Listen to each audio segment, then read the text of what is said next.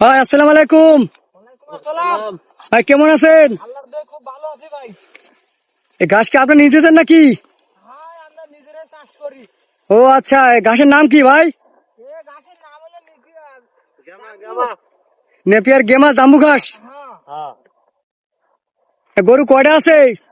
গরু আছে তাও 100টা। 100।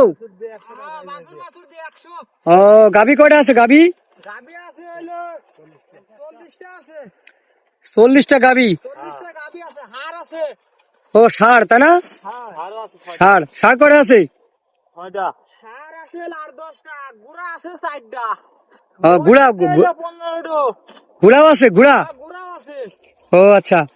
মোষ আছে, ছাগল আছে, সব আছে। এই ঘাস যে কাটেন, এই ঘাসে কিরকম ফলন দিচ্ছে হ্যাঁ, আল্লাহর দয়ায় খুব ভালো। তাই না? নিজেদেরই চাষ করা লাগে, চাষ না করলে তো হয় না। না তা ঠিক আছে, চাষ তো অবশ্যই করতে হবে।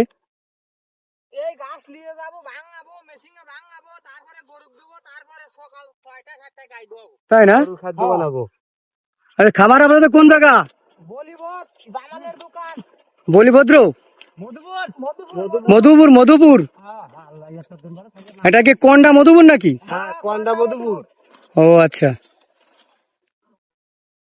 আপনাদের এই যে গাভীতে দুধ দেয় কি পরিমাণে? হ্যাঁ, আল্লাহর দয়ায় ভালোই দেয়। এক একটা গাভীতে কয় কেজি দেয়? দুধ দেয় কয় কেজি? 20 কেজি। 20 কেজি। সবই অস্ট্রেলিয়ান? হ্যাঁ, হ্যাঁ। সব অস্ট্রেলিয়ান। তো বন্ধুরা, আপনারা দেখতে পাচ্ছেন এই যে ভাইরা ঘাস চাষ করেছে, এদের গরুর খামার আছে।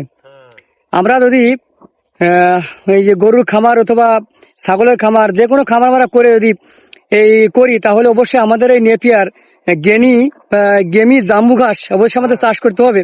চাষ না করলে আপনার ঘাসের চাহিদা পূরণ করতে পারবেন না, আর ঘাস তো কিনে খাওয়ানো সম্ভব না। তো বন্ধুরা, আপনারা কিন্তু এই কাজটা করতে পারেন। এই কাজটা করে দেশের আর্থিক চাহিদা যেমন মেটাতে পারেন, ঠিক তেমনই আপনাদের পারিবারিক চাহিদা মিটিয়েও আপনারা এই খামার, গরুর খামার অথবা ছাগলের খামার করে স্বাবলম্বী হতে পারেন। ধন্যবাদ সবাইকে। আসসালামু আলাইকুম। ওয়ালাইকুম আসসালাম। ভালো থাকুন আমরা। আচ্ছা।